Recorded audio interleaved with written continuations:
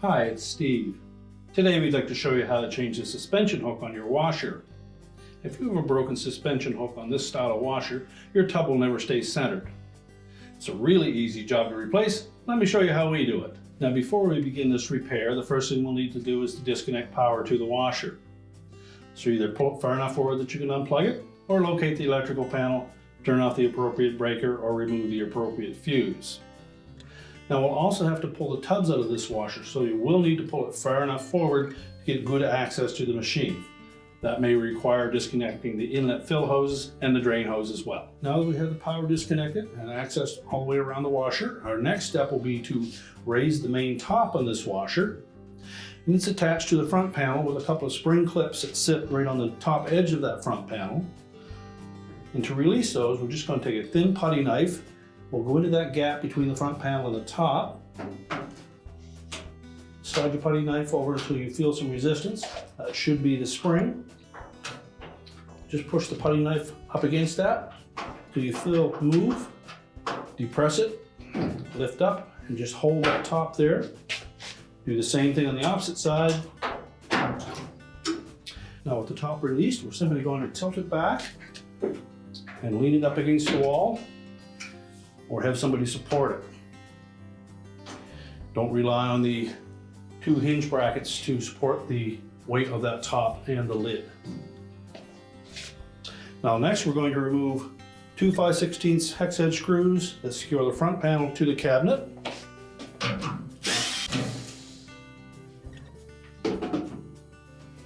And then just let that panel tilt towards you and lift it off of the two support hooks on the bottom of the base frame. And then just set it aside. Now next we'll need to remove the agitator.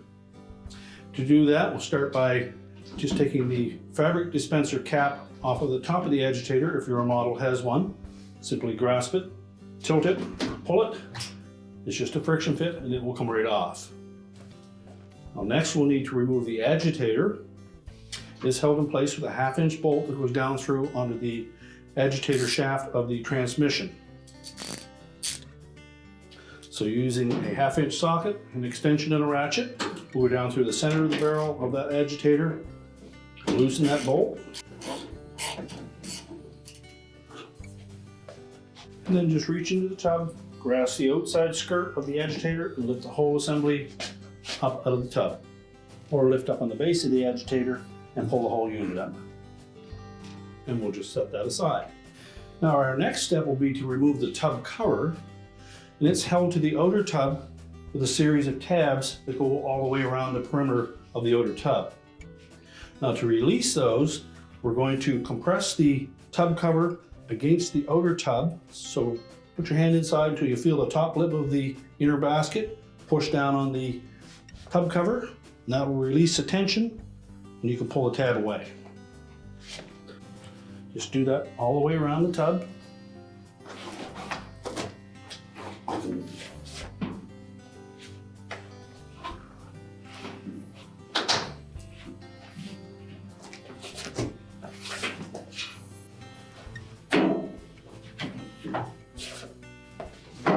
Once you have them all released, we'll just lift the tub cover off and set it aside.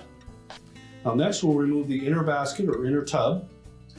It's held to the mounting stem with 4 1/2 inch bolts. So we'll remove those. We'll use our ratchet again.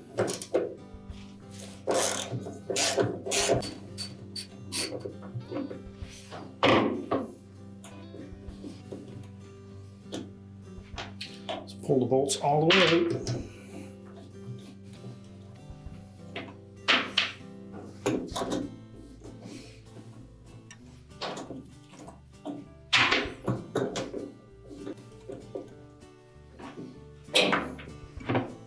Next, we'll just grasp the top of that tub, rock it gently, break it free from the hub, and then lift it up and straight out of the washer.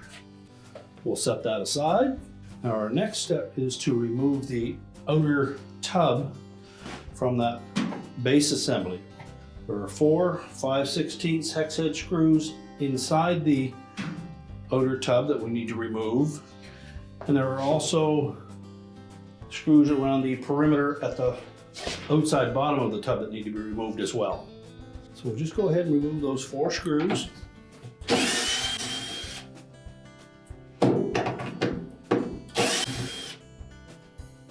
And make sure we use caution that we don't drop them down through the drain hole and into the pump.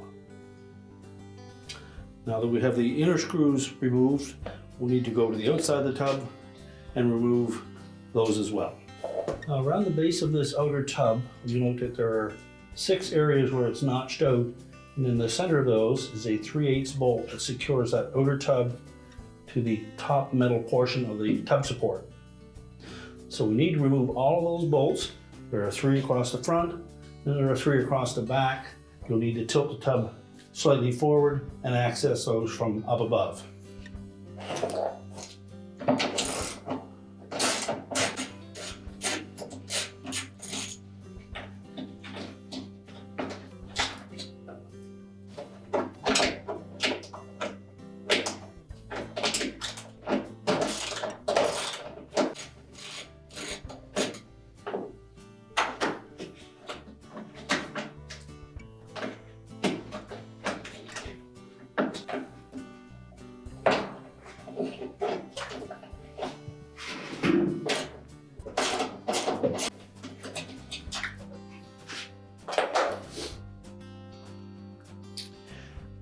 Now once we've removed all 6 of those bolts, we can just gently rock that outer tub back and forth to free it up from the metal base.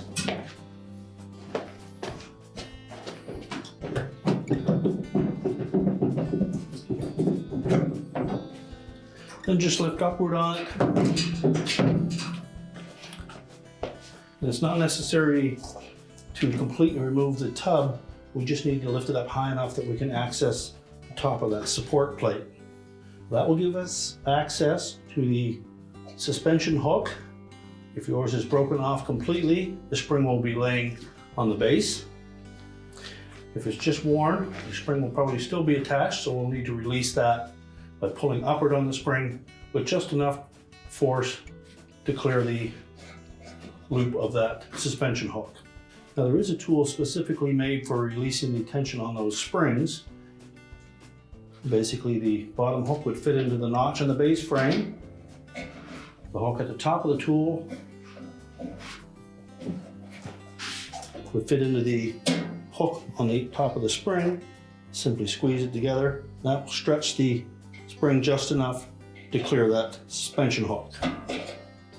Now if you don't have one of these tools, you can use a pair of locking pliers. Simply grasp the long end of that spring, clamp your pliers to it, and we're just going to apply enough pressure on that spring to lift the hook out of that suspension hook.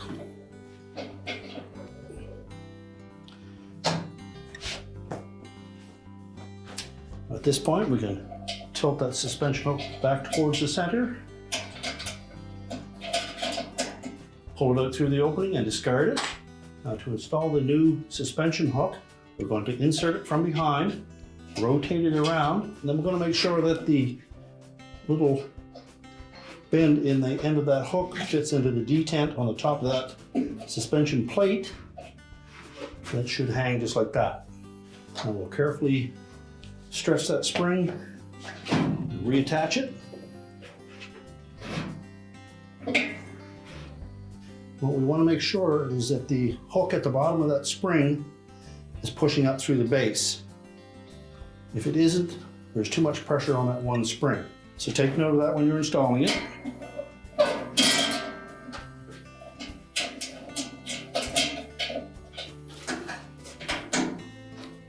Make sure the end of the spring pops up through that opening.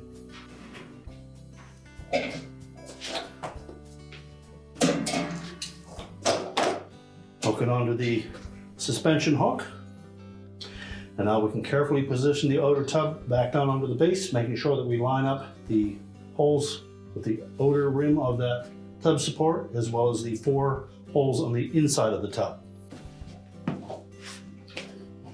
Make sure it's seated firmly And it's best to install the 4 bolts on the inside of the tub first, and then put the ones around the perimeter afterwards. Now that we're ready to position that outer tub back onto the center hub, what we need to do first is to make sure that this gasket that fits between the outer tub and the top of that transmission is lined up over the individual bolt holes.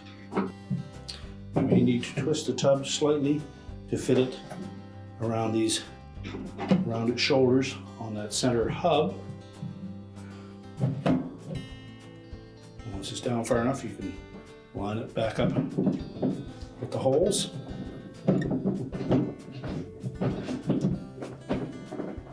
Make sure that the gasket didn't move on you.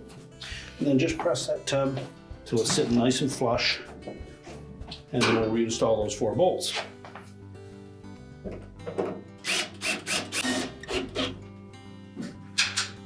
You'll note that these bolts have a little shoulder on them that helps line up the holes. Make sure they're all nice and secure. Then we'll go ahead and put the bolts in around the outside perimeter of that outer tub. Now that we have the 4 bolts installed on the inside of the tub, we can go ahead and put the ones around the perimeter on the outside.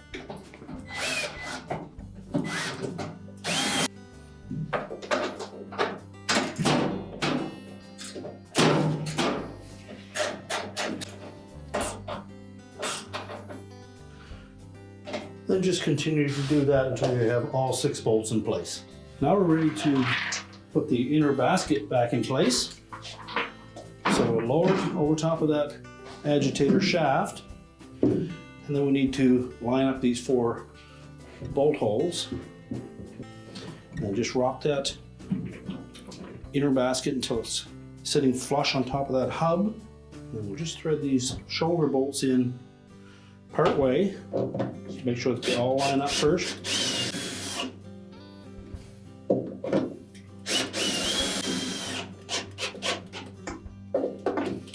And then just make sure that we snug all 4 of those bolts nice and tight with our ratchet.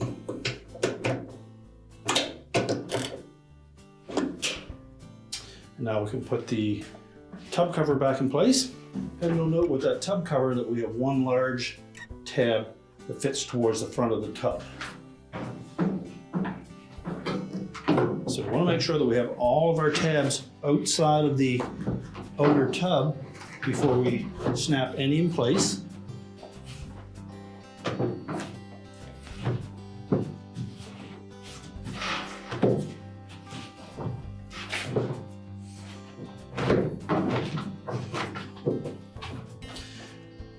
Then line up the large one on the front, press down on the tub cover, and then make sure the tab snaps into place. And then just go around the perimeter of the tub cover and make sure all of them are engaged.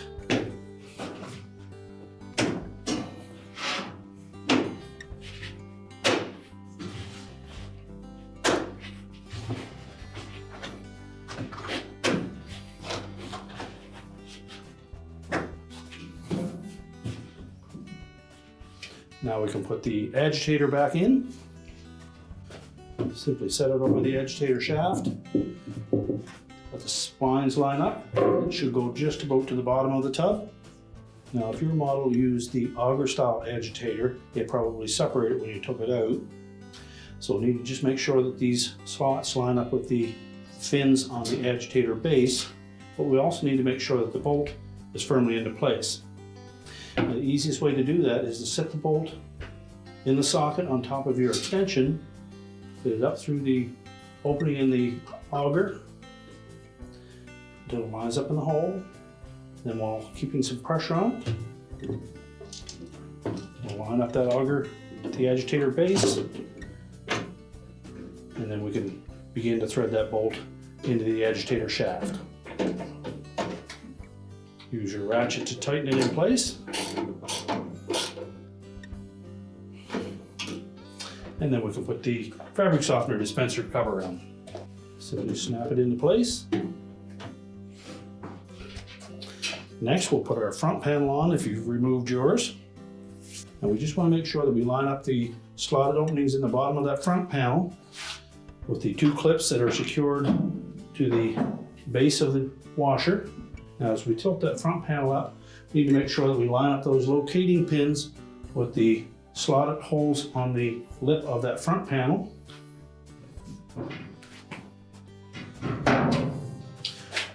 When they're properly lined up, we should be able to push that front panel tight up against the cabinet, and then we can secure it with the 2 screws. Secure it with the retaining screw.